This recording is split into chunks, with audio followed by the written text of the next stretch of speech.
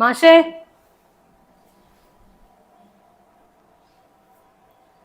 ഉദയ മാഷേ.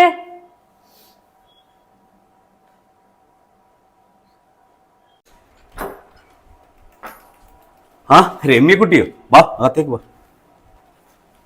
വാ കയറി വാ. ഒത്തിരി നാളായാലോ ഇതുവഴിയൊക്കെ വന്നിട്ട്.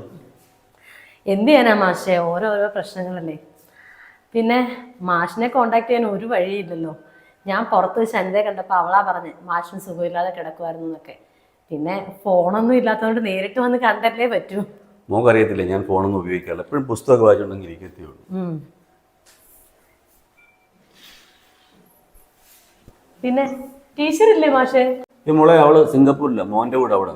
ആണോ? ആ മാഷിന് സുഖമില്ലാതിരിക്കുമല്ലേ, കുറച്ച് കാറ്റും വെളിച്ചവും ഒക്കെ കിട്ടട്ടെ. ഈ ജനലും വാതിലൊക്കെ ഒന്ന് തുറന്നിട്ട്. അവിടെ കക്കൂസിന്റെ ടാങ്ക് ക്ലീൻ ചെയ്യുക. എന്റെ നാറ്റം വരണ്ടെന്ന് അടച്ചിട്ടത്.